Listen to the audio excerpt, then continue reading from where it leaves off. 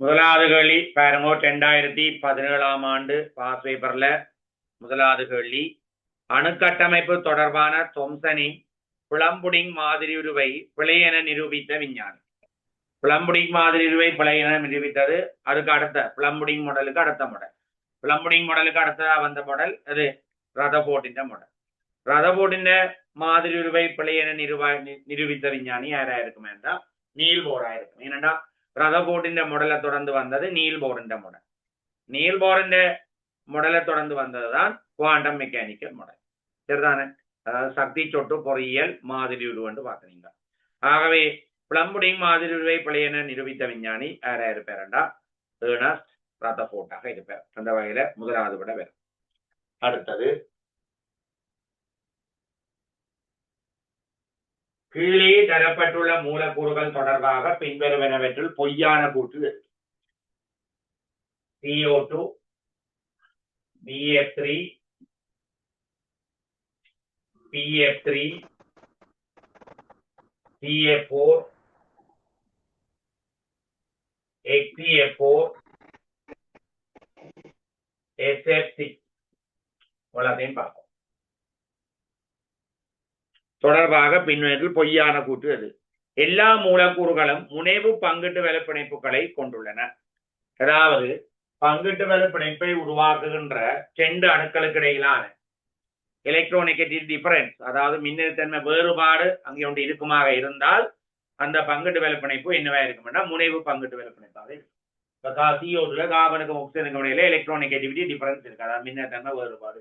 இதுல போரனுக்கும் புளோரனுக்கும் இடையில இருக்கு, பாஸ்பரஸுக்கும் புளோரனுக்கும் இடையில இருக்கு, கார்பனுக்கும் புளோரனுக்கும் இடையில இருக்கு, செனனுக்கும் புளோரனுக்கும் இடையில இருக்கு, SF6 காந்தத்துக்கும் புளோரனுக்கும் இடையில இருக்கு.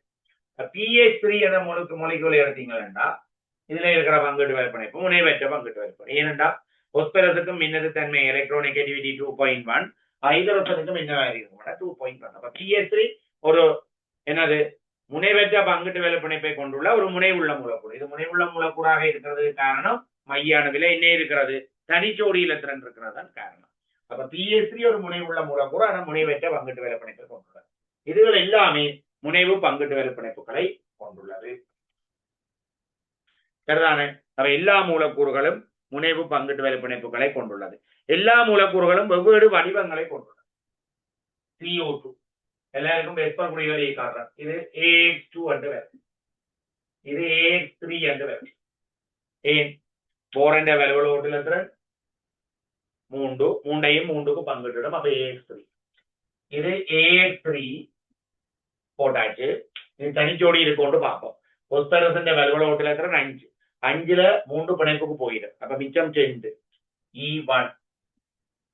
இது AX4 கார்பன் வலுவலோட்டில் 4, 4ம் 4 புளோரினோட பங்கிடப்பட்டது. ஒன்று மிஞ்சாது.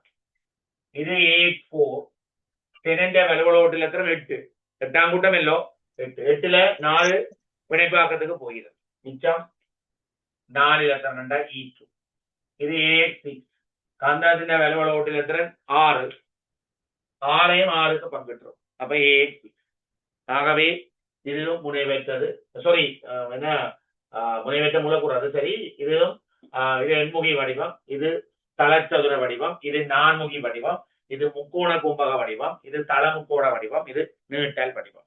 எல்லா மூலக்கூறுகளும் வெவ்வேறு வடிவங்களை கொண்டுள்ளது. சரி, எல்லா மூலக்கூறுகளும் அட்டம விதிக்கு கீழ்ப்படிவதில்லை. எல்லா மூலக்கூறுகளும் அட்டம விதிக்கு கீழ்ப்படிவதில்லை. அட்டமத்தி என்ற அட்டமத்தை பூர்த்தி செய்யாதது இருப்பது. CO2 பாத்தீங்கன்னா CO2 அட்டம விதிக்கு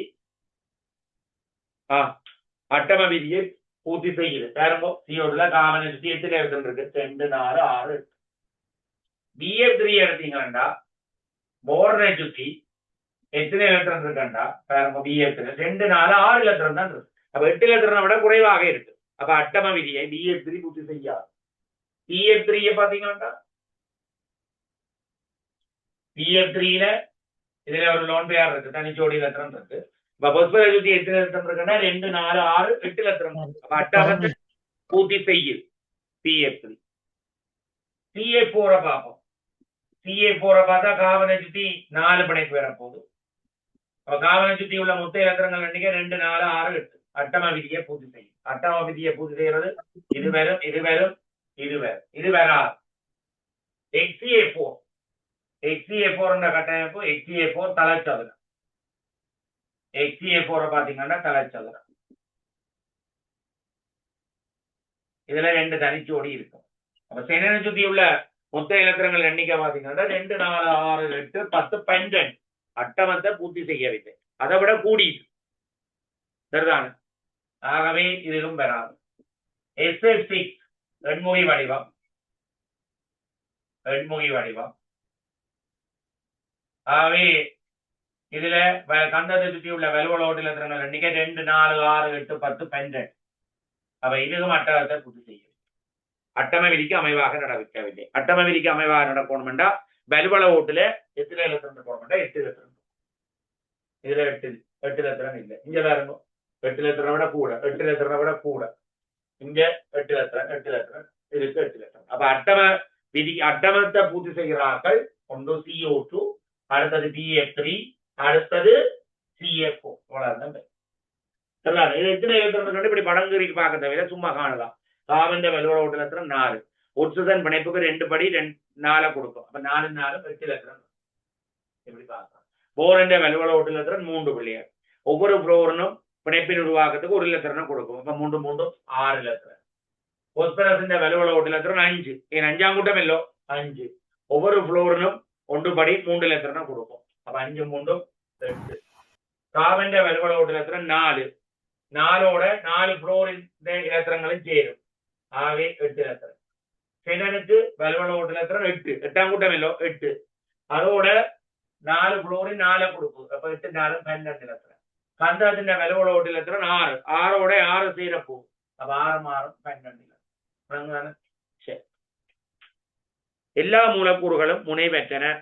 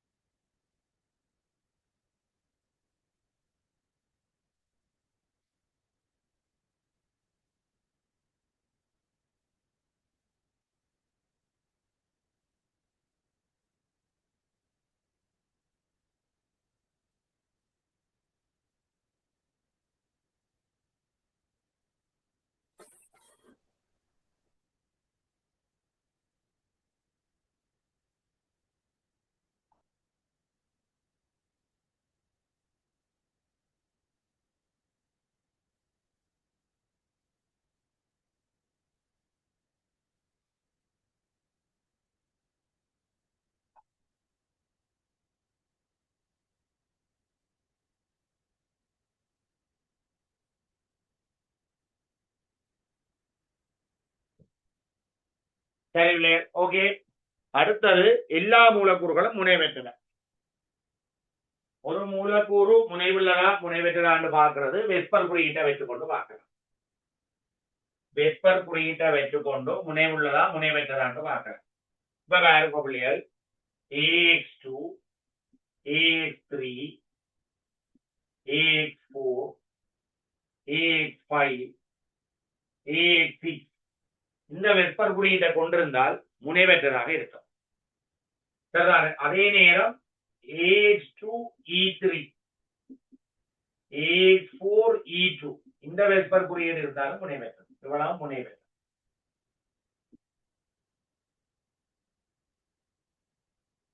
ஆனால் இதுல முக்கியமான ஒரு விடயம் என்னண்டா பிள்ளைகள், இதுல இருக்கிற எக்ஸ் என்று போட்டிருக்கிறோம் இல்லோ, இந்த எக்ஸ் எல்லாம் ஒரே மூலகமாக இருக்கணும். இது முனைவெற்றது. இது மூன்றும் AX3 முனைவெற்றது, AX4 முனைவெற்றது, இது AX4E2 முனைவெற்றது, AX6 முனைவெற்றது. ஆகவே முனைவுள்ளது இது மட்டும்தான். இது மட்டும்தான். சரிதான? அப்ப இந்த வெப்பர் குறியீட்டை கொண்டிருந்தால் என்னவா இருக்கும்? முனைவெற்றதாக இருக்கும். AX2, AX3, AX4, AX5, AX6, AX3, AX4, E2 X எல்லாம் ஒரு மூலகமா இருக்கும். சரிதான? அப்ப எல்லா மூலக்கூறுகளும் முனைவெற்றது போல. ஆர் முனை உள்ளது? PF3 முனைவு உள்ளது. 2 மூலக்கூறுகள் மாத்திரம் அவற்றின் மத்திய அணுக்களில் தனிச்சோடி இலத்திரங்களை கொண்டுள்ளன. 2 மூலக்கூறுகள் மாத்திரம் அவற்றின் மத்திய அணுக்கள் தனிச்சோடி ஏற்றங்களை கொண்டுள்ளன. இப்ப நான் இந்த வெஸ்பர் குடியீரை வச்சு பாத்தீங்கன்னா இதுல ஒரு தனிச்சோடி இருக்கு, இதுல 2 தனிச்சோடி இருக்கு. ஆகவே பொய்யான கூட்டுக்கள் என்று பாத்தீங்கன்னா 3ம் 4ம் வரும். சரிதானே? பொய்யான கூட்டுகள் 3ம் 4ம் வரும்.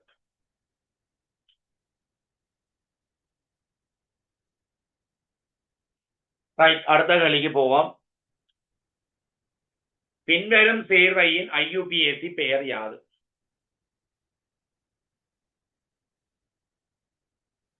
பின்வரும் சேர்வையின் IUPAC பெயர் யாது?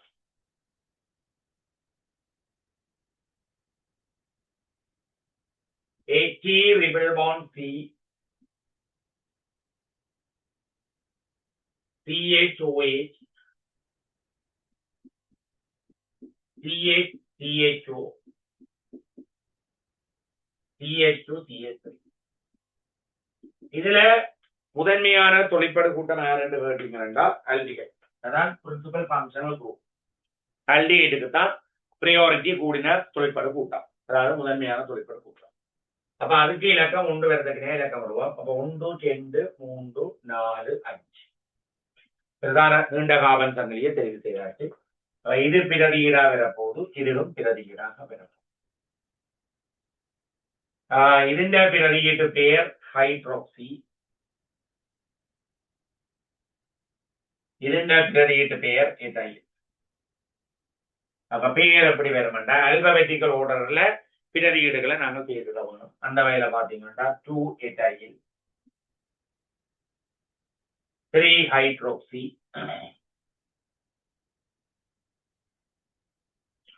5 கார்பன், அப்ப பென்ட். 4வதுல ரிபிள் பாண்ட் இருக்கு, பென்ட் 4 IL. அப்ப என்னென்ன வரும்? 2 எதைல், 3 ஹைட்ராக்சி, பென்ட் 4 IL. ஆல்டிகைட்டுக்கு அல்லடா முடியும். இதை நாங்கள் இப்படியும் எழுதலாம். 2 எதைல்,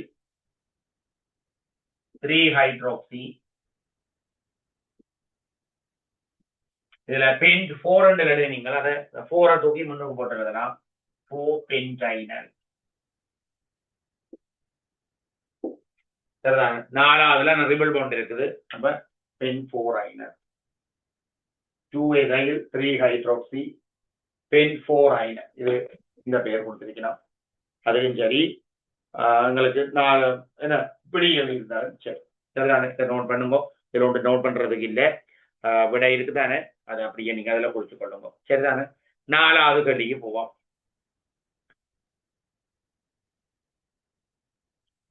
நைதரசனின் ஒட்சியேற்ற நிலை -1 இருப்பது. நைதரசனின் ஒட்சியேற்ற நிலை -1 இருப்பது.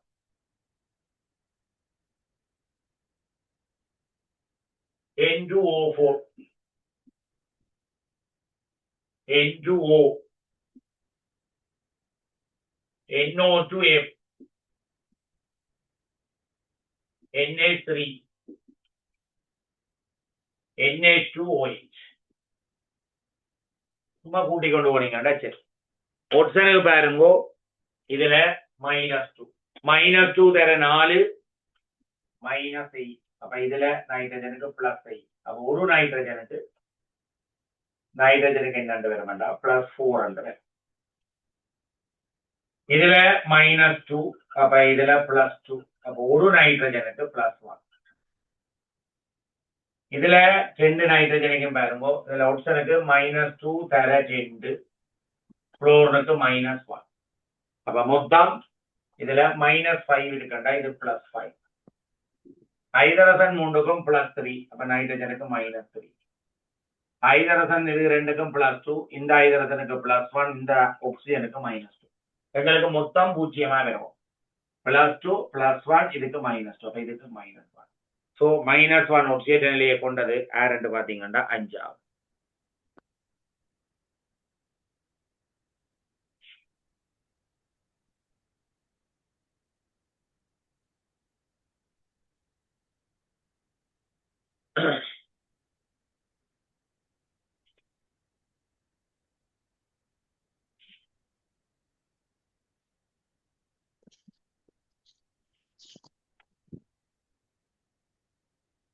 சரியா? ஏதாவது நோட் பண்றாங்க, நோட் பண்ணி கூட சொல்லுங்க.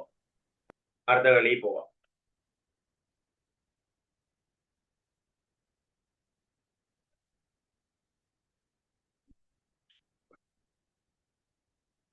சரி, அடுத்த கேள்வி. மத்திய அணுவை சூழ முக்கோண இருகும்பக இலத்திரஞ்சோடி கேத்திர கணிதத்தை அடிப்படையாக கொண்டு, அதாவது இந்த எலக்ட்ரான் பேர் ஜியோமெட்ரி வந்து என்னது ட்ரிகோனல் பைபிரமிடல் அடிப்படையாக கொண்டு பல மூலக்கூறுகளின் வடிவங்கள் கீழே உருவாக்கியுள்ளன. அதை என்னென்னத்துக்கு வரலாம். அதாவது இலத்திரஞ்சோடி கேத்திரான வடிவம், அதாவது எலக்ட்ரான் பேர் ஜியோமெட்ரி முக்கோண இருகும்பகம், அதாவது ட்ரிகோனல் பைபிரமிடலாக இருந்தால் என்னென்ன வடிவங்கள், அதாவது என்னென்ன ஷேப்ஸ் பொருத்தமாக இருக்கும் என்று பார்ப்போம். எங்களுக்கு தெரியும் 5 வெக்டர் பேர் இருந்தா 5 பிஏசி பிஆர் வெக்டர் பேர் வந்து வெக்டர் ஜோடி என்று சொல்லுவோம். 5 இலத்திரஞ்சோடி கேத்திரான வடிவம் முக்கோண இருகும்பகம்.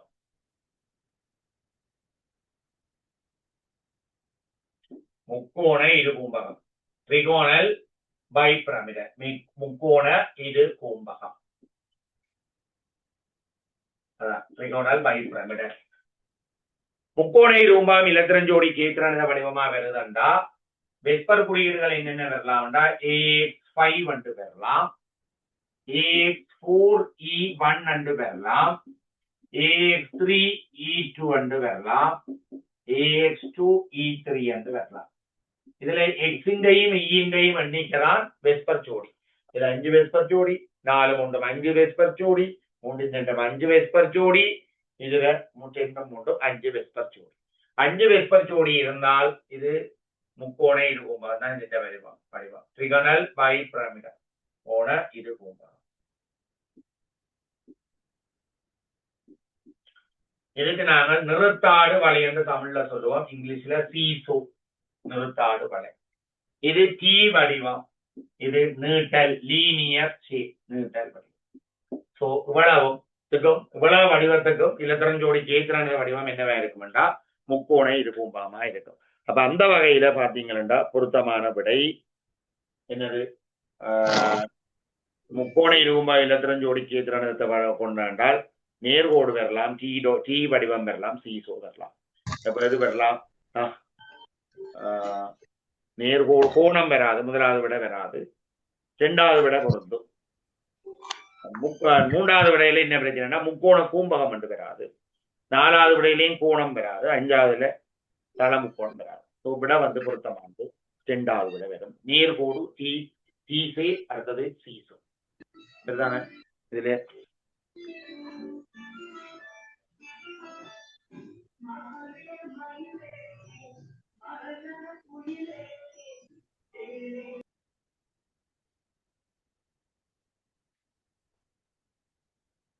சரி.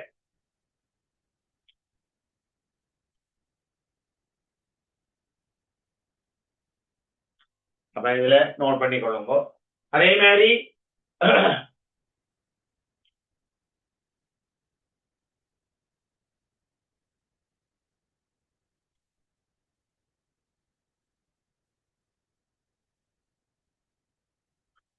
சரி, ஓகே. அமோனியம் நைட்ரேட் ஆனது உயர் வெப்பநிலையில் நைதரசன் வாயு, ஒட்சிஜன் வாயு, நீராவி ஆகியதை உருவாக்கியவாறு வெடித்து பிரிச்சு அடையும். நியம வெப்பநிலையிலும் அமுக்கத்திலும் 240 கிராம்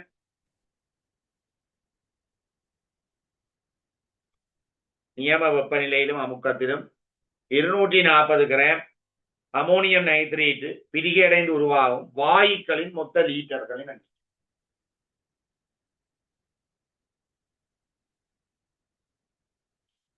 அமோனியம் நைட்ரேட் பிரிய போது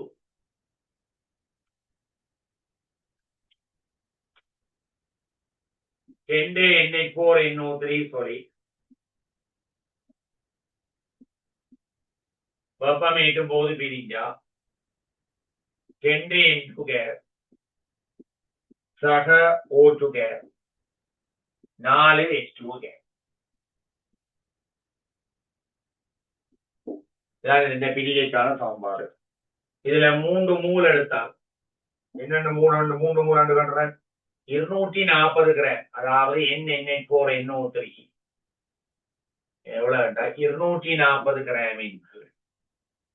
ഇതിന്റെ മൂലക്കുരുത്തിന് വല പിരിയുമ്പോൾ 80 ഗ്രാം മൂൾ മൈന പിരിച്ചിങ്ങണ്ട 3 മൂൾ ഉണ്ട് വേണം. അപ്പൊ ഇതിലെ 3 മൂൾ ആരംഭ മൂൾ ഉണ്ട് വേണം. ആരംഭ മൂൾ 3 ആരംഭ മൂൾ ഇറുതി മൂൾ இதுல 3 மூல் பிரிஞ்சால் இங்கே எவ்வளவு உருவாங்கடா 3 மூல் ஏன் பிள்ளையர் 2:2 இங்க 1 2:1 3 மூல் பிரிஞ்சா 1.5 மூல் தான் இருக்கும். இதுல 2:4 டபுளா இருக்கு. 3 மூல் பிரிஞ்சா 6 மூல். ஆனா நியம வெப்ப அமுக்கத்துல பாத்தீங்கன்னா நீரெல்லாம் நீராவியெல்லாம் திரவ நீராகிடும். அப்ப நியம வெப்ப அமுக்கத்துல வாயு நிலையில் உள்ள நீவேயாவில நியம வெப்ப அமுக்கத்துல வாயு நிலையில் உள்ள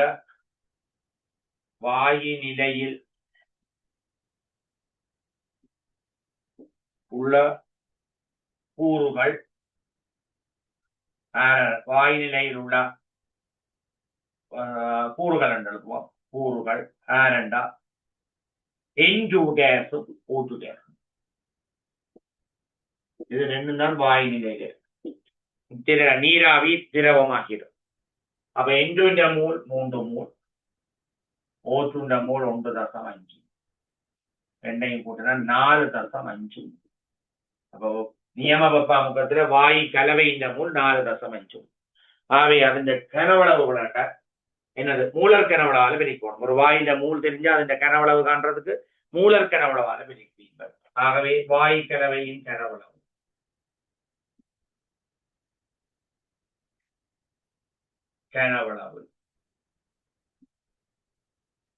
எவ்வளவுண்டா 4.5 மூல் தர 22.4 டெசிமீட்டர் கியூப் மூல் மைனஸ்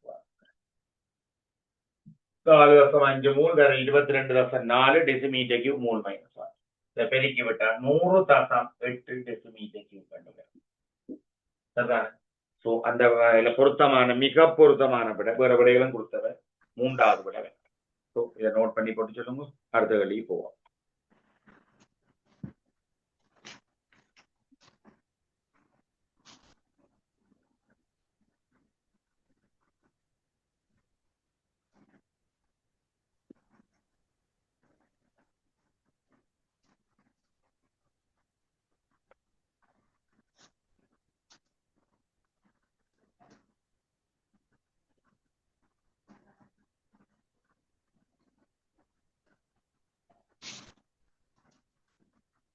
மியூட் பண்ணி இருக்க வேணும்.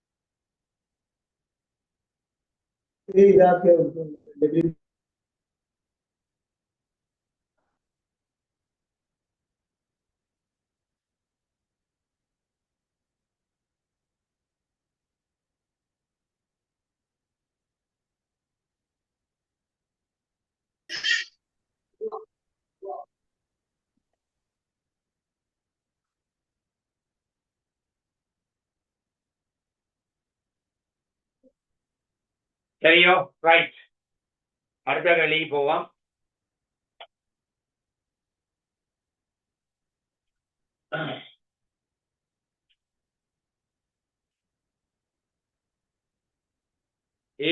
BH2 ஆகியன நீரில் அரிதாக கரையும் இரு உப்புக்களாகும். அறை வெப்பநிலையில் அவற்றின் கரதிறன் பெருக்கம் KSP1 KSP2 ஆகும். AX கரதிறன் P ஆவதோடு BH2 எனப்படுமான Q ஆகும். ஒவ்வொரு உப்பும் அதன் நிரம்பல் கரைசலுடன் சமநிலையில் உள்ள போது இந்த விகிதம் இரண்டும் சமன் என்றால் பின்னர் சரியாக சரிதானே?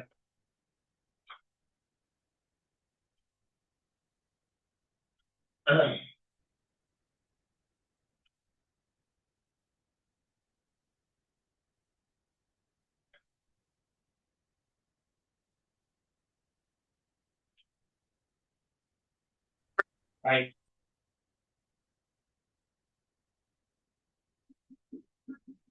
രണ്ടും സമനിലയില് ஏஎக்ஸின் கருதுறன் பி ஆவதோடு பிஎக்ஸுவின் அப்பெருமானம் கியூ ஆகும். ஒவ்வொரு உப்பும் அதன் நிரம்பல் கருதலுடன் சமநிலையில இருக்கான். இதுல ஏஎக்ஸ் சொல்லிட்டும் இருக்குது, அதே நேரம் பிஎக்ஸ்2 சொல்லிட்டும். ஏஎக்ஸ் சொல்லிட் அயனாக்கம் எழுதினோம்டா ஏஎக்ஸ் சொல்லிட் A plus gas சக x minus gas. சரிதானே?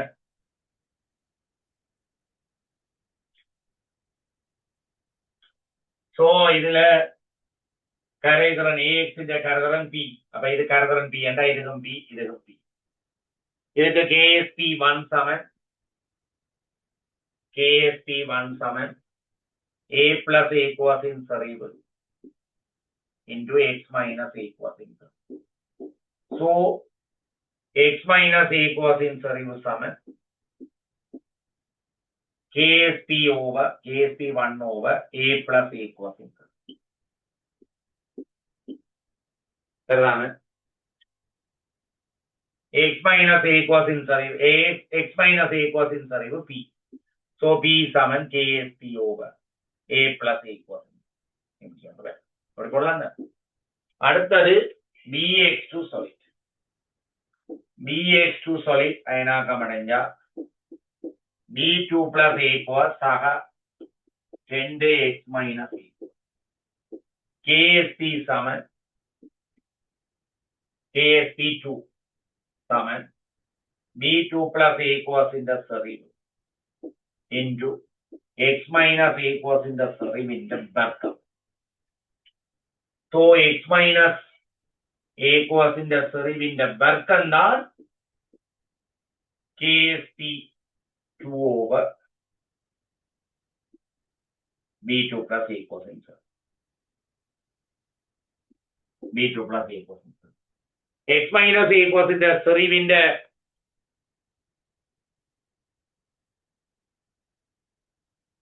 x minus A cos இந்த சரிவின் வர்க்கம் தான் KSP2 ஓட. இதுல எங்களுக்கு இந்த கரைதிறன் Q1 தான். இப்ப Q1 இது Q இது 2. அப்ப x minus A cos இந்த சரிவின் வர்க்கம் 2Q முழுவதன் வர்க்கம் தான் KSP2 over B2 plus A cos. ஆகவே இது ரெண்டையும் சமப்படுத்த போறோம். KSP என்கள் A plus A cosine சரிவு சமன் KSP1 KSP2 என்கள் B2 plus A cosine. KSP1 என்கள் A plus A cosine சரிவு என்பது P. இது என்பது 2Q வர்க்கம் 4Q வர்க்கம். P சமன் 4Q வர்க்கம். விட வந்து 4வது விடை பெறும். நோட் பண்ணிக்கொள்ளுங்க.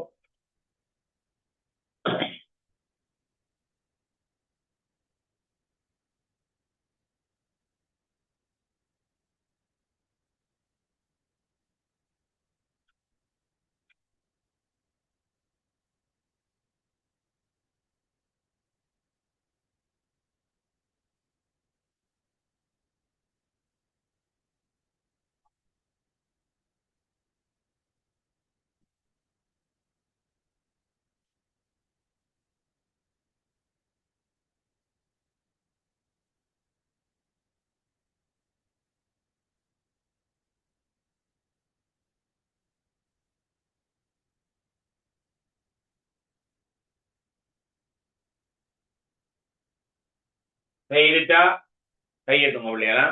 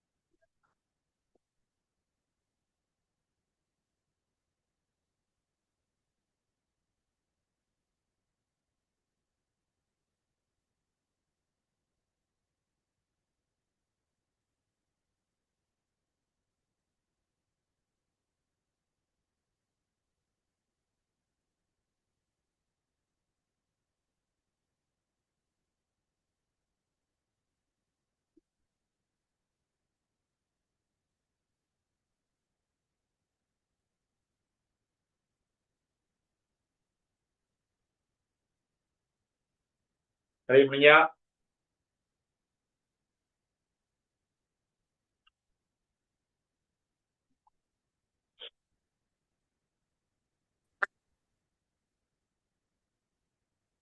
சரி ஓகே அடுத்த கேள்விக்கு போவோம் 8வது வினா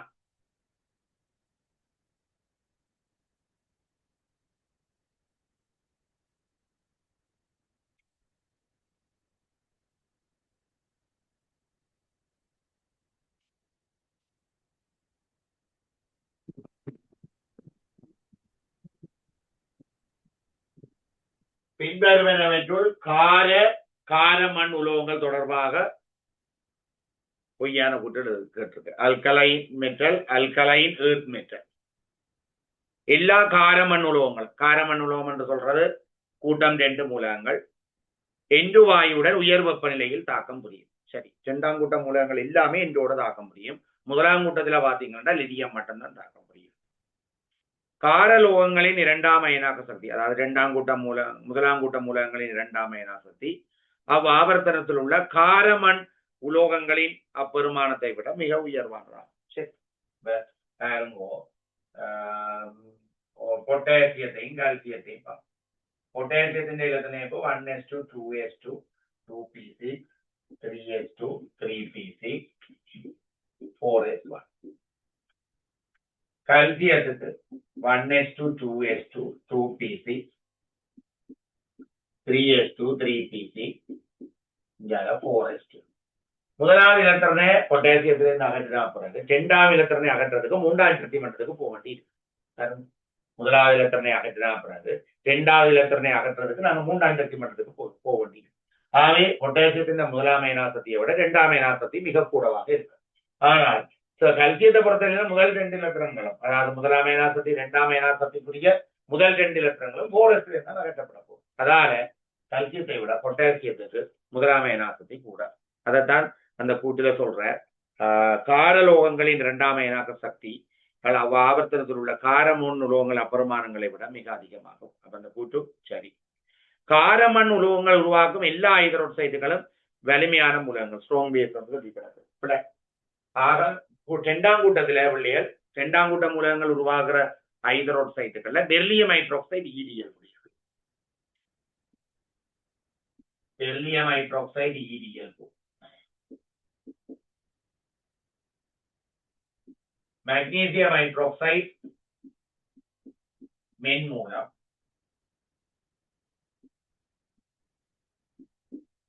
calcium hydroxide, strontium hydroxide, barium hydroxide, இது மூன்றும் மென்மூலம்.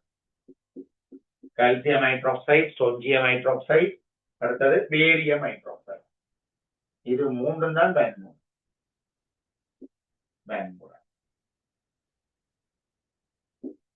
முதலாம் கூட்ட ஹைட்ரோக்சைடுகள் எல்லாமே வெண்மூலம். அதாவது ஆவர்த்தன அட்டவணையில கூட்டம் 1 இருக்கிற ஹைட்ரோக்சைடுகள் எல்லாம் வெண்மூலம். முதலாம் கூட்ட ஹைட்ரோக்சைடுகள் எல்லாம் வெண்மூலம். ஆனா 2ஆம் கூட்டத்துல எல்லாம் வெண்மூலம் இல்லை. அப்ப அது பிழை. காரலோக ஹைட்ரோக்சைடுகளின் கரைதிறன் கூட்டத்தின் வழியே கீழ் நோக்கி செல்ல அதிகரிக்கும். பிள்ளைகள் பொதுவாக 1ஆம் கூட்டம் 2ஆம் கூட்ட ஹைட்ரோக்சைடுகள் கரைதிறன் கூட்டத்தின் வழியே கூடும். அதாலாம் பிள்ளைகள் என்ன நடக்கும்? அப்ப 1ஆம் கூட்ட ஹைட்ரோக்சைடுகள் எல்லாம் வெண்காரம் என்றாலும் lithium hydroxide, sodium hydroxide, potassium hydroxide, barium potassium rubidium hydroxide, caesium hydroxide என்று அவை இந்த மூல வலிமை அதிகரிக்கிறதுக்கு காரணம் என்னென்றா NaOH விட KOHக்கு மூல வலிமை கூட. அதுக்கு காரணம் இந்த 1ஆம் கூட்ட ஹைட்ரோக்சைடுகள் கரைதிறன் கூட்டத்தின் வழியே அதிகரிக்கிறது. ஏனென்றா ஒரு ஹைட்ரோக்சைடு நீர்ல கரைஞ்சா தானே பிள்ளைகளே OH மைனஸ் விடுவிக்கும். கரைஞ்சாத்தான் அது அயனாக்கம் அடைஞ்சு OH மைனஸ் விடுவிக்கும். அப்ப எவ்வளவுக்கு கரையிற தன்மை கூடுதோ அவ்வளவுக்கு அது அயனாக்கம் அடைந்து OH மைனஸை விடுவிக்கின்ற தன்மை கூடும். அயனைசர் ஆகி OH மைனஸை விடுவிக்கிற தன்மை கூடும். அதனால അതിന്റെ என்ன கூடும்? மூல வலிமை, அதாவது பேஸ் ஸ்ட்ரென்த் கூடும். அப்ப பேஸ் ஸ்ட்ரென்த் என்னதுல டிபெண்டா? சொலுபிலிட்டியில டிபெண்ட். அப்ப சொலுபிலிட்டி என்ன செய்யுது? மேலே இருந்து கீழ் நோக்கி போயேக்க அதிகரிச்சு கொண்டு போகும். அதாவது பேசிசிட்டி கூடுது, அதாவது மூல வலிமை கூடுது. சரிதான? 9வது கேள்வி.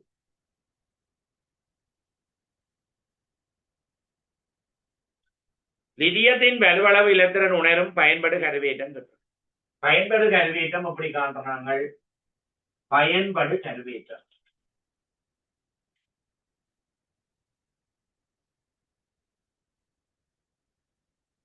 பயன்படு கருவேற்றம் கருவேற்றம் மைனஸ் திரையிட்டு விட. கருவேற்றம் மைனஸ் திரையிட்டு விட.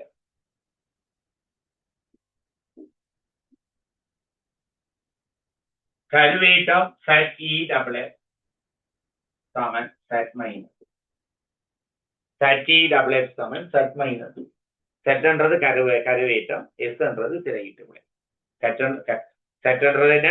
கருவேற்றம், எஸ்ன்றது திரையிட்டு விட. திரையிட்டு விளைவுக்கு காரணம் இலத்திரன்களுக்கு இடையே தள்ளுகதான் காரணம். இலத்திரன் தள்ளுகதான் திரையிட்டு விளைவு காரணம். ஒரே ஒரு அணுவுக்கு மட்டும்தான் திரையிட்டு விளைவு 0. யாருக்கண்டா? ஐதரசன் அணுவுக்கு மட்டும். ஏனெண்டா பிள்ளைகள் ஐதரசன் அணுவில ஒரு இலத்திரன் மட்டும் தான் இருக்கு. அப்ப அங்க என்ன இருக்கும்? திரையிட்டு விளைவு எப்படி இருக்கும்? 0. அதாவது கருவேற்றம் பயன்படு கருவேற்றத்துக்கு சமம். ஐதரசன் தவிர்ந்த மற்ற எல்லா அணுக்களுக்கும் திரையிட்டு விளைவு இருக்கு. திரையிட்டு விளைவு இருக்கிறபடியா பயன்படு கருவேற்றம் கருவேற்றத்தை விட குறைவா இருக்கும். ஏன்னா கருவேற்றத்திலிருந்து திரையிட்டு விளைவை கழிக்க வர்றதான பயன்படு கருவேற்றம். அப்ப பயன்படு கருவேற்றம் அதாவது எஃபெக்டிவ் நியூக்ளியர் சார்ஜை விட எப்படி இருக்க மாட்டா குறைவாக இருக்கும். ஆகவே நியூக்ளியர் சார்ஜ் லிதியத்துக்கு எவ்வளவு? +3. லிதியத்துக்கு அணுவன் 3 அல்ல +3. அப்ப +3 குறைவாகும்.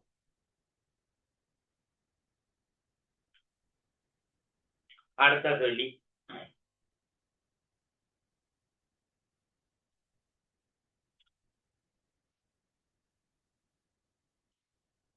தரப்பட்டுள்ள ஒரு வெப்பநிலையில் மூடிய விரைத்த கொள்கலத்தில் பின்வரும் சமநிலை இருக்கும். 2SO3 case, 2SO2 case plus O2 case. பின்வரும் சமநிலை இருக்கும். அவ்வெப்பநிலையில் கொள்கலத்தினுள் மேலதிக அளவு O2 சேர்க்கப்படுகிறது. சமநிலை மீண்டும் அடைந்த பின்னர் தொடக்க சமநிலையில் இருந்த பெருமானத்திலும் ஒப்பீட்டளவில் குறைந்த பெருமானத்தை கொண்டிருக்கும். அது ஓட்டுவை செய்தால் சமநிலை பின்னோக்கி நகரும். ஓட்டுவை செய்தால் சமநிலை பின்னோக்கி நகரும். பின்னோக்கி நகர்ந்தால் தனியா ஓட்டு மட்டும் போகுமோ? இல்ல, SO2 சேர்ந்துதான் போகும். அப்ப ஓட்டுவை ஜெயிக்க சமநிலை பின்னோக்கி நகரப்போம். அப்ப பின்னோக்கி நகராத SO2 குறையும், SO3 எண்ணையும் கூடும். ஆகவே தாக்கத்தின் சமநிலை மாறிலி, அதாவது சமநிலை மாறிலி மாறாது. முதலாவது என்னடா சமநிலை மாறிலி KP KC இதுகள் எல்லாம் என்னத்துல அங்க இருக்கு? வெப்பநிலையில் அங்க இருக்கு. ஓட்டு வச்சிட்டால் தொகுதியின் மொத்த முகம் கூடும். ஏதோ ஒரு வாயுவை உள்ளுக சேர்க்கிறீங்களான்னு மொத்த முகம் கூடும். தொகுதியில் உள்ள SO2வின் அளவு குறையும். எதை சேர்க்கிறீங்களோ அது கூடும். நான் படிப்பிக்கிறேன் எல்லாருக்கும் பேப்பர் தொகுப்பா செய்யன்னு சொன்னா எதை ஜெயிக்கிறீங்களோ அது கூட அதுக்கு பக்கத்துல இருக்கிறது குறை. தொகுதியில் உள்ள SO3 அளவு சமநிலை பின்னோக்கி நகருது. எல்லோ பிள்ளைகள் ஓட்டுவை ஜெயிக்க சமநிலை பின்னோக்கி நகருதானே. அப்ப SO3 அளவு என்ன செய்யும்? கூடும். தொகுதியில் உள்ள O2 அளவும் கூடும். எதை ஜெயிக்கிறீங்களோ அது கூடும், அதுக்கு பக்கத்தில் இருக்கிறது குறை. SO2 ஜெயிக்க வேண்டாம். புதிய சமநிலையில் SO2 அளவு ஆரம்ப அளவை விட கூடவே இருக்கும், O2 குறைவாக இருக்கும். அப்ப எதை ஜெயிக்கிறோமோ அது புதிய சமநிலையில கூடவே இருக்கும், அதுக்கு பக்கத்தில் இருக்கிறது குறைவாக. விளங்குதான? அடுத்தது பிணைப்பு கோணங்களை பற்றி கேட்டுக்கிறாங்க. பிணைப்பு கோணத்துல ஒரு சின்ன ஒரு ரிவிஷன் மேலே ஒன்று சொல்றேன். வெப்பர் குறியீடு எழுத தெரிஞ்சால் பிணைப்பு கோணம் பார்க்கலாம். இப்ப பிள்ளைகள் A2 அல்லது AX2E3 என்றால் இது ரெண்டும் நியூட்ரல் வடிவத்துக்குரிய வெப்பர் நோட்டேஷன். அதால பிணைப்பு கோணம் 180 பாகையாக. இரண்டாவது AX3 AX2E1 இருந்தா பிணைப்பு கோணம் குறையும். இது 120 பாகை தள முக்கோணம். இது 120 விட குறைவு, 118. விளங்குவோ? அடுத்த மூன்றாவது AX4 AX3E1 AX2E2 எல்லாம் 4 வெப்பர் ஜோடி. இது நான்முகி, இது முக்கோண கும்பகம், இது கோணம், கோணமணி. நான்முகி கோணம் 107 போடுவோம், சாரி 109, இது 107 போடுவோம், இது 104. இப்படி இந்த இதுகள் கொஞ்சம் தெரிஞ்சிங்களா நாங்க அந்த பிணைப்பு கோணங்கள் பார்க்கறது ஈஸியாக இருக்கு. சரிதானே? அப்ப என்னென்ன வந்திருக்கு இதுல கொஞ்சம் பேர் வந்திருக்கு. அப்ப வெஸ்பர் நோட்டேஷன் எழுதிப்பாங்க. NO2 பிளஸ் வெஸ்பர் நோட்டேஷன் எழுத தெரியணும் இல்லையா? அது முக்கியம். NO2 plus, NO2 minus, NO2, NO4 3 minus. இது AX2 நீட்டல் வடிவம், பிணைப்பு கோணம் 180 வகையாக. இது AX2 வெலுவல ஓட்டுற 5 மைனஸ் உண்டா கூட்டும் 6, 6ல இருந்து 4 போயிடும், மிச்சம் 2 E1 கோண வடிவம் 120 விட கொஞ்சம் குறைவாக இருக்கு, 118 போடும். NO2 ஒரு விதிவிலக்கு, ஒரு இலத்திரம் தான் இருக்கு, இதுக்கு 132 வகை என்று தெரிஞ்சிருக்க. NO4 3 மைனஸ், AX4 என்ன AX4 ஹைட்ரஜன் வெலுவல ஓட்டுற 5, 3 மைனஸ் 3 கூட்டுங்கோ 8, 8ல ஈர்னாங்க 8 போயிடும், AX4. இந்த கோணம் 109 கோணம். சோ இனி விடையது உங்களுக்கு தெளிவாக தெரியும். அப்ப அந்த வகையில பார்த்தா யாருக்கு வர போதும் NO2 பிளஸ் 180 வகை, அடுத்தது NO2, அடுத்தது NO2 மைனஸ், அடுத்தது எல்லாரையும் விட குறைவு NO4 3 மைனஸ். இதை கொஞ்சம் தெரிஞ்சு வச்சிருந்தீங்கன்னா எல்லாம் இதை விட நிறைய சொல்லி இருக்கிறேன். அப்ப அதுகளையும் பார்த்துக் கொள்ளுங்க. அப்ப இந்த ஏரியா பிணைப்பு கோணங்கள் சம்பந்தமா ஒரு அடுத்து படியுங்க. இந்த ஒரு கேள்விகளும் வரைக்க மற்றது பயன்பாடு கருவேற்றம் சொன்னா, பயன்பாடு கருவேற்றத்துல பாத்தீங்கன்னா கருவுக்கு கிட்ட போக போக போக திரைக்கு விளைவின் அளவு கூடிக்கொண்டு போகும். அதாவது வலுவள ஓட்டு இலத்திரங்களை உள்ளக இலத்திரங்கள் திரையிடும், வலுவள ஓட்டு இலத்திரங்களை உள்ளக இலத்திரங்கள் திரையிடும். உள்ளக இலத்திரங்களிலே கருவுக்கு கிட்ட உள்ள இலத்திரங்களுக்கு திரையிட்டு விளைவு போகும், கருவுக்கு கிட்ட உள்ள இலத்திரங்களுக்கு திரையிட்டு விளைவு போகும். இது கிளியராக தெரிஞ்சிருக்க. அடுத்தது 12வது கேள்வி. இதுல எது நோட் பண்றேன்னா நோட் பண்ணுங்க.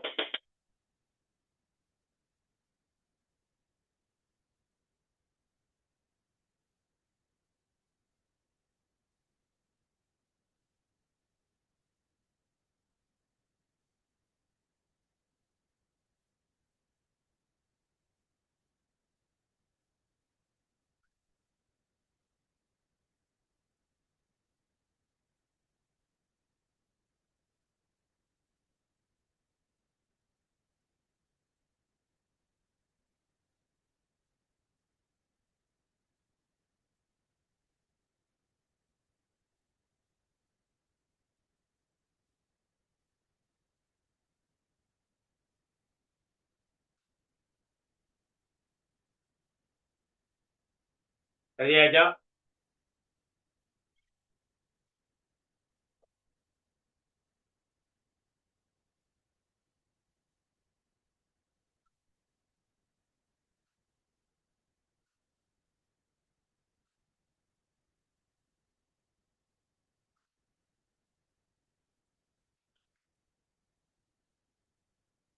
சரி, ஓகே.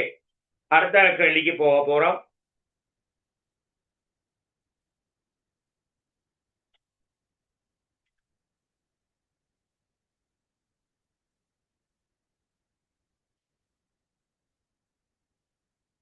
வெண்டையான் கேள்வியிலிருந்து பிணைப்பு கோணம், மூலக்கூற்று வடிவங்கள், சரிதானே? அது சம்பந்தமான முனைவுள்ள மூலக்கூறுகள், முனைவற்ற மூலக்கூறுகள், சரிதானே? இதுகளை எப்படி பார்க்கறது, அட்டக புத்தி செய்கிற விஷயம் எல்லாம் எடுத்து ரிவைஸ் பண்ணி படிச்சு கொண்டு போகணும். ஏன்னா இன்னும் ஒரு 3 மாதம் தான் உங்களுக்கு இருக்குது.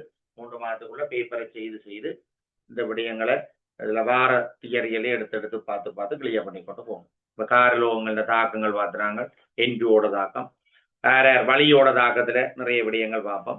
சரிதானே? வலியோட தாக்கத்துல சூப்பர் ஆக்சைடர் உருவாக்குற முதலாம் கூட்ட மூலங்கள் பொட்டாசியம், ருபீடியம், சீசியம், சோடியம் வழியோடதாக முடிஞ்சா பிரதான விளைவாக என்னத்து தரும்னா பெராக்சைடு தரும். சரிதான? சாரி, சோடியம் பிரதான விளைவாக ஒட்சைடை தரும். பொட்டாசியம் சாரி லிதியம் தான் ஒட்சைடை தரும். சோடியம் பிரதான விளைவாக நான் சொன்னது சரி பெராக்சைடை தரும். பொட்டாசியம் ருபீடியம் சீசியம் மூன்றும் என்னது தரும்? சூப்பர் ஆக்சைடை தரும். இரண்டாம் கூட்ட மூலங்கள்ல பெராக்சைடை உருவாக்குறது பேரியம் மட்டும்தான். மற்றபடி இரண்டாம் கூட்ட மூலங்கள் இல்லாமே எஞ்சோட தாக்கம் புரிந்து நைட்ரைட்டை தரும். முதலாம் கூட்ட மூலங்கள்ல லிதியம் மட்டும்தான் நைட்ரைட்டை தரும். சரிதானே? இதுகளை தெரிஞ்சிருக்கா? சரிதானே? ஓகே. ஒரு விளக்கு செகனுக்கு 6 ஜூல் சக்தியை கட்புல ஒளியின் நீல பிரதேசத்தில் உற்பத்தி செய்யும். 1 தர 10 20 பூட்டோன்களை பிறப்பிப்பதற்கு விளக்கு எவ்வளவு நேரம் ஒளிர வேணும்?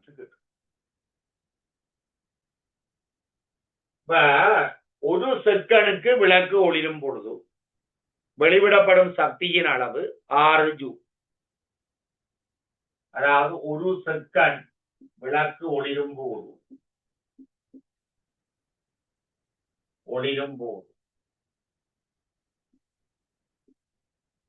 வெளிவிடப்படும் சக்தி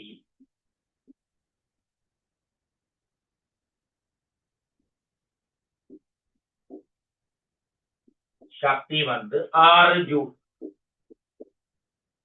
அப்ப 6 ஜூல் சக்தியை வெளிவிடுவதற்கு விளக்கு எவ்வளவு நேரம் ஒளிர வேணும் என்றால் ஒரு செகண்ட். அப்ப நான் சும்மா ஒரு உதாரணமாக சொல்றேன். ஒரு உதாரணத்துக்கு பார்ப்போம். 60 ஜூல் சக்தியை வெளிவிடுவதற்கு விளக்கு எவ்வளவு நேரம் ஒளிர வேண்டும்? 60 ஜூல் சக்தியை வெளிவிடுவதற்கு விளக்கு எவ்வளவு நேரம் ஒளிர வேண்டும் என்றா 10. ஓகே. இப்ப நாங்கள் என்ன காண போறோம்? 1 தர 10 20 போட்டோன்களுடைய எனர்ஜி எவ்வளவு என்று பார்க்க போறோம். 1 தர 10 20 போட்டோன்களுடைய எனர்ஜி. எங்களுக்கு போட்டோன் ஒன்றின் சக்தி எனர்ஜியோ 1 போட்டோன். ஒரு போட்டோனின் சக்தி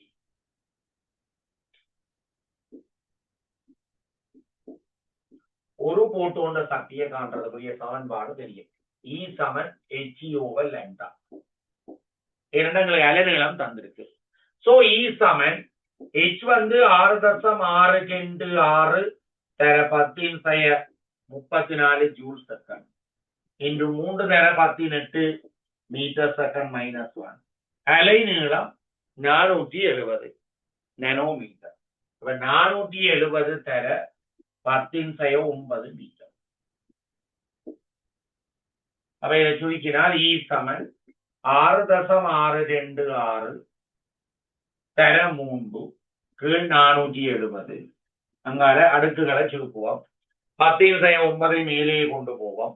10⁻9 10⁻9 18 10⁻17 10⁻17 10⁻34 10⁻17 10⁻17 ஜூல். சரிதானே? இப்ப நாங்கள் இதை சுருக்கி எடுப்போம். 6.626 3ஆல பெருக்கி 470 வகுக்கவர். வகுத்தா எவ்வளவு வேணும் என்றால் நானே இதில் எழுதி விடுறேன். 0.04 சென்று அப்படியே 2 போது தர 10⁻17 ஜூல். அப்ப இதை எழுதினால் 42 தர 10⁻20 ஜூல். 42 தர 10⁻20 ஜூல். இதுதான் என்ன? ஒரு போட்டோன் சக்தி. எங்களுக்கு இப்ப என்ன காணணும்? 1 தர 10⁻20 போட்டோன்களின் சக்தி. 1 தர 10⁻20 போட்டோன்களின் சக்தி காணப்படும். அப்ப என்ன வேணும்? இதை 1 தர 10⁻20 இருக்கும். 4 தர 10⁻42 தர 10⁻20 1 தர 10⁻20 இருக்கு. பெருக்கி விட்டீங்கன்னா 42 ஜூல் என்று 1 தர 10⁻20 ஏன்னா 1 தர 10⁻20 போட்டோன்கள் பிறப்பிக்கிற சக்தி 42 ஜூல். ஆகவே 42 ஜூல் சக்தியை பிறப்பிப்பதற்கு 42 ஜூல் சக்தியை பிறப்பிப்பதற்கு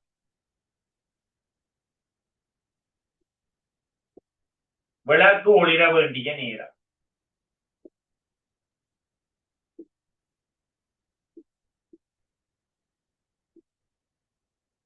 எவ்வளவு நேரம் ஒளிரும்? 6 ஜூல் சக்திக்கு பிறப்பிப்பதற்கு 1 செகண்ட் என்றால் 42 ஜூல் சக்தியை பிறப்பிப்பது 7 செகண்ட். விட 7 கிட்ட உள்ள ஒரு விடை 7 எடுத்து போட்டேன். சரிதான். அப்ப விட இதுல பொருத்தமான விடை 2வது விடை. நோட் பண்ணிட்டு சொல்லுங்க.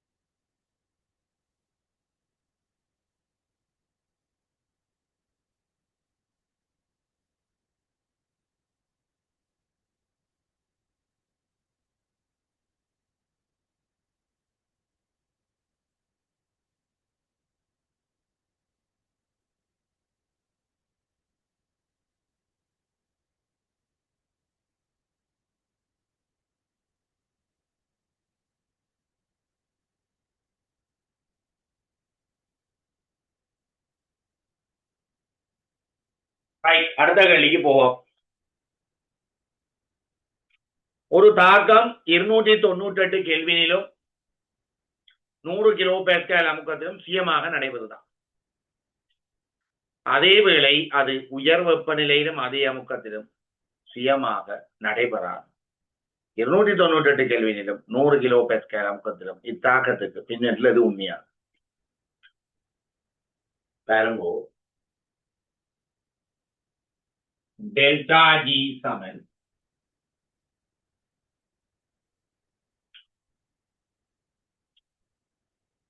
டெல்டா ஜி சமன் delta H minus T into delta S.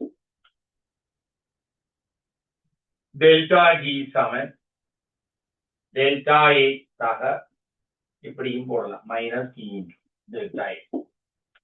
இலகுவாக விளங்குறதுக்கு ஈஸியா இருக்கு, இப்படி போட்டான். பாருங்க, அதுல சொல்லுறார் 298 கெல்வினில் 100 கிலோ பாஸ்கல் அமுக்கத்திலும் சுயமாக நடைபெறுதான். என்ன 298 கெல்வினில் டெல்டா ஜி என்னண்டா மைனஸாக இருக்குதுன்னு அர்த்தம். ஏன் டெல்டா ஜி மைனஸா இருந்தா தான் அந்த தாக்கம் சுயமாக நடக்கும். அப்ப 298 கெல்வின்ல என்ன டெல்டா ஜி மைனஸ். ஆனா உயர் வெப்பநிலையில் என்னவா போகுதுண்டா சுயாதீனமற்றதாக போகும். அப்ப இப்படி இருக்கணும்டா இதுவும் மைனஸ் இதுவும் மைனஸ், மைனஸ் இது மைனஸ் அண்டா இது மைனஸ் தான், இது மைனஸ் இன்டு மைனஸ் இது பிளஸ். மைனஸ் மைனஸால வரைக்கிறோம் பிளஸ். முதல் 298 கேள்வியில சுயாதீனமாக இருந்ததுக்கு என்ன காரணம் என்றா இந்த பிளஸ் பெருமானத்தை விட இந்த மைனஸ் பெருமானம் கூடவாக இருக்கு. உதாரணமாக 298 கேள்வியில் 298 கேள்வியில இது வந்து ஒரு மைனஸ் 100, இது சக 80 அப்படிங்கிறது. அப்ப இதை எவ்வளவு தயாரிச்சு உயர் வெப்பநிலையில்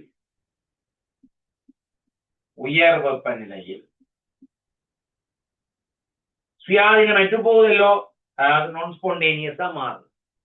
அப்ப என்ன மாதிரி இருக்க போகுதுன்னா இது சய 100 சும்மா போடுறது, இது சக 150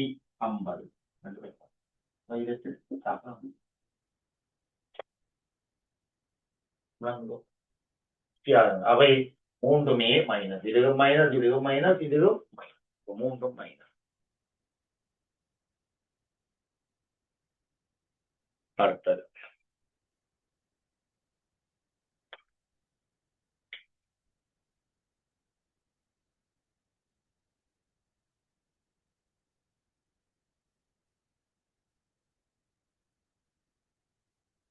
அடுத்த கேள்வி போவோம். 14வது கேள்வி.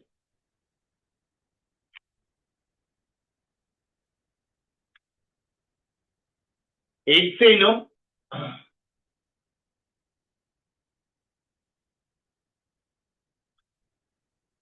ஓர் அறியப்படாத வாயுவின் மூலத்துணிவை துணிவதற்கு பின்வரும் நடைமுறை பயன்படுத்தப்பட்டது.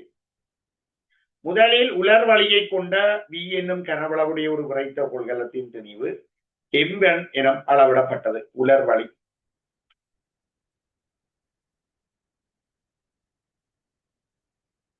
கனவளவு V, உலர் வழி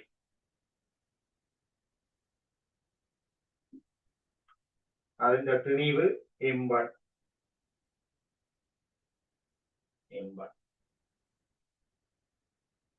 பின்னர் உலர் வழி அகற்றப்பட்டு கொள்கலன் ஒரு அறியப்படாத வாயு எக்ஸினால் நிரப்பப்பட்டு வாயு எக்ஸ் அதே கொள்கலன் அப்பொழுது தெளிவு M2 என காணப்பட்டது. உலர் வழியின் அடர்த்தி D. அடர்த்தி D.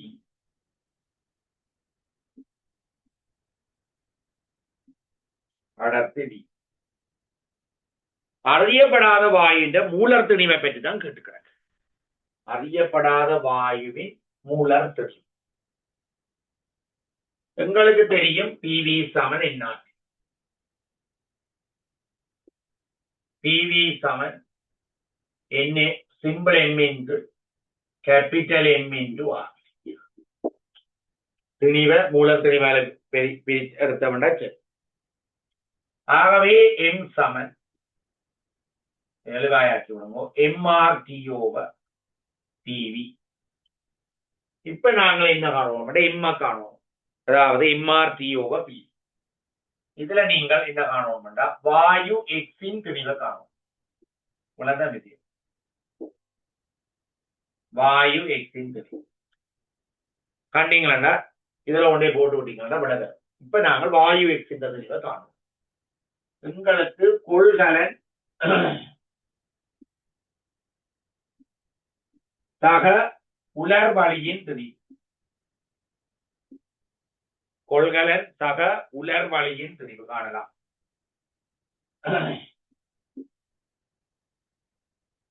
கொள்கலன் சக உலர் வழியின் திணிவு எவ்வளவுண்டா என்பார். உலர் வழியின் திணிவு காணலாம் சுவமன் என்னென்று சொல்லி அடர்த்தி தெரியும் வழியின் கனவளவு. ஆகவே கொள்கலன் சக உலர் வழியின் திணிவு D into V அடுத்த தர கனவளவு சமன் என்பார். கொள்கலன் கொள்கலனின் திணிவு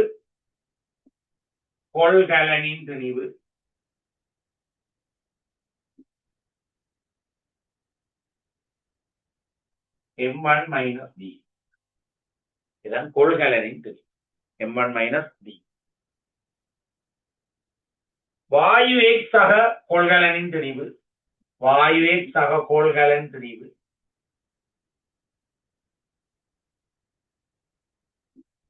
வாயு X சக கொள்கலனின் திணிவு M2. வாயு X சக கொள்கலனின் திணிவு M1 dB M1 minus dB அது சமன் M2 வாயு X. So வாயு X இன் திணிவு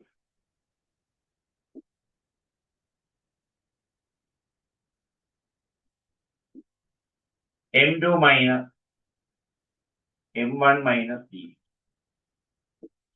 இதை கொண்டு போய் இதுல சப்ஸ்டியூட் பண்ணணும். So M சமன் M2 minus M1 minus dB இவ்வளவு M box அதிச்சு RT over dB. So பொருத்தமான விடை 2. நோட் பண்ணி கொண்டு சொல்லுங்க. அடுத்த வழி போ.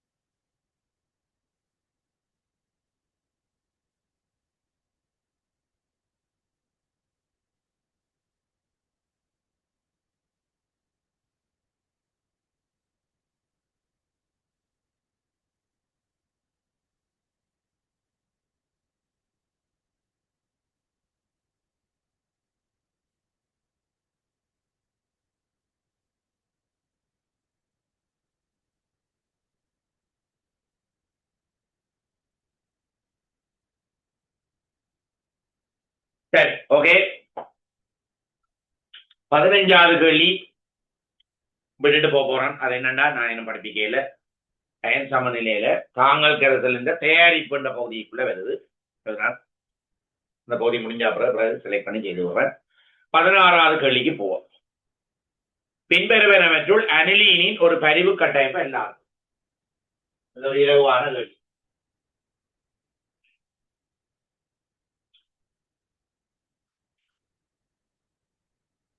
அனலீன்ற பரிவு கட்டமைப்பு இல்லாது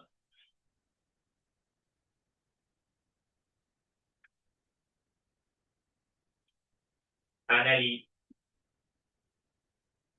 பென்சீன்ல NH2 இருக்கு. பரிவெழுத போறேன் பாருங்கோ. தனிச்சோடி பிணைப்பிச்சோடியா வேற பிணைப்பிச்சோடி தனிச்சோடியா மாறும். தனிச்சோடி பிணைப்பிச்சோடியாக வேற வரையக்க NH2 பிளஸ் வரும். இதுல இருக்கிற பிணைப்பிச்சோடி தனிச்சோடியா மாறும். அப்ப இதுக்கு மைனஸ் இது ஒன்று. அதே மாதிரி சொல்லிக் கொண்டு வாங்கோ. தனிச்சோடி பிணைப்பிச்சோடியா மாற பிணைப்பிச்சோடி தனிச்சோடியாக மாறும். அப்ப இதுல பாண்ட் இதுல தனிச்சோடி மைனஸ் இதுல பாண்ட் டபுள் பாண்ட் NH2 எண்ணுக்கு பிளஸ். அதே மாதிரி இந்த தனிச்சோடி பிணைப்பிச்சோடியா மாற பிணைப்பிச்சோடி தனிச்சோடியாக மாறும்.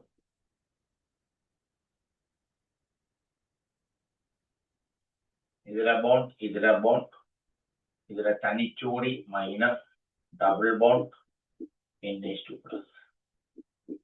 திருப்பி இந்த தனிச்சோடி பிணைப்பிச்சோடியா மாற இந்த பிணைப்பிச்சோடி தனிச்சோடியா மாறும்.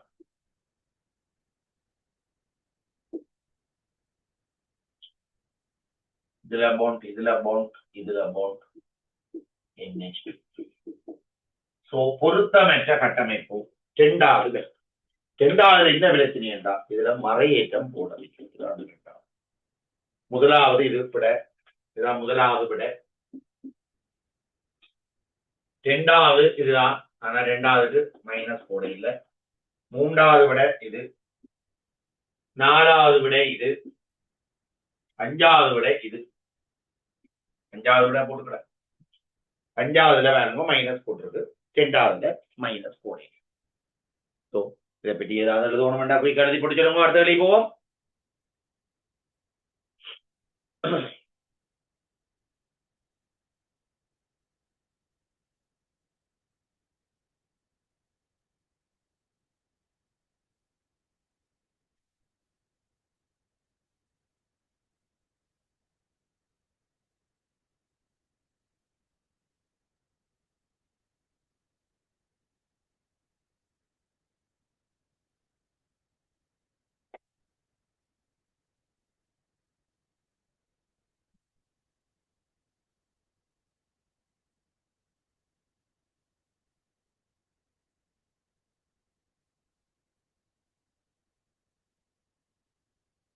சரி ஓகே.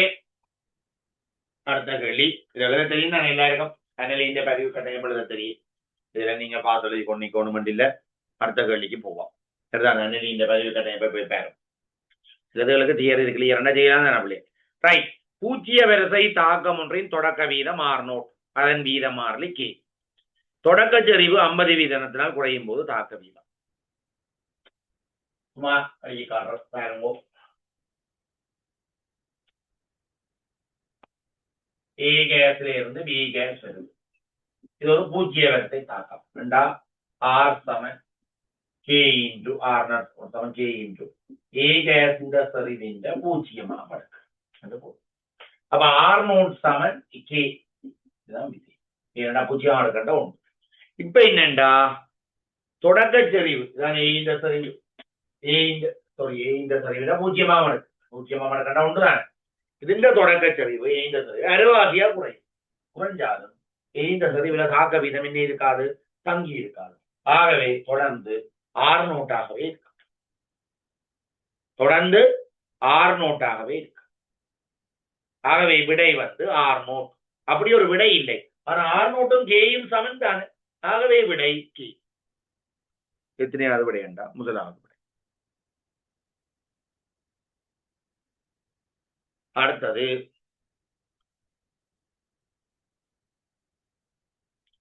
18வது கேள்வி. இது ஒரு எலக்ட்ரோ கெமிஸ்ட்ரி கேள்வி, சிம்பிள் தான், சொல்லித்தான்.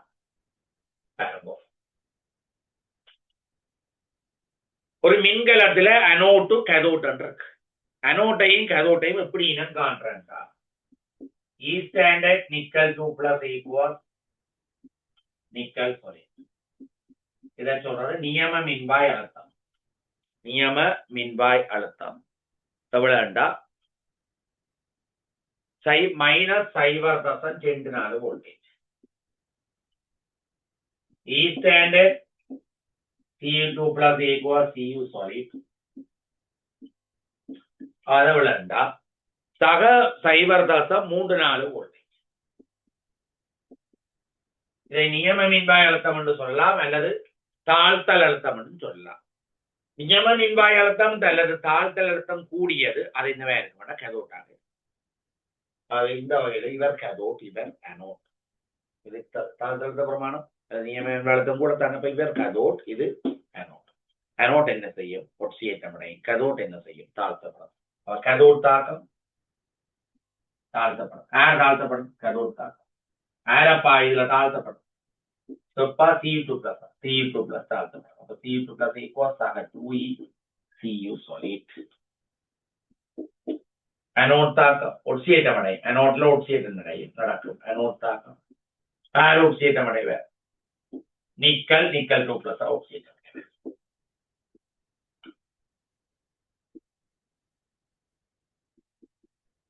கலத்தாக்கம் ரெண்டையும் கூட்டி எழுதி விட்டீங்களா? கலத்தாக்கம்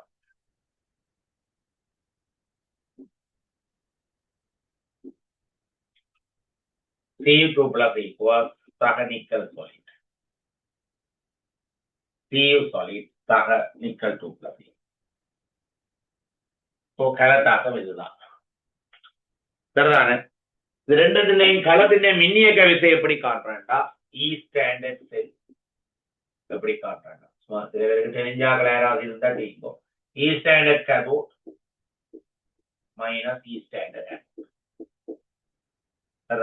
அதாவது கதோட்டு மின்வாயின் நியம மின்வாய் அழுத்தத்திலே இருந்து அனோட்டு மின்வாயின் நியம மின்வாய் அழுத்தத்தை கழிச்சு விட்டீங்கன்னா சரி. இதுல கதோட்டு மின்வாய் நியம மின்வாய் அழுத்தம் கூடியதான் கதோட்டு மின்வாய். அப்ப 0.34 இருந்து -0.24 வோல்டேஜ் கழிக்கும். கழிச்சா 0.58 வோல்டேஜ். பொருத்தமான விடை 2வது. இது நீங்க சும்மா எழுதி வைக்கணும். அப்புறம் மின் ரசாயனம் படிச்சு போட்டு பாத்தீங்கன்னா மிகவும் இலகுவான ஒரு சும்மா ஈஸி கேள்வி.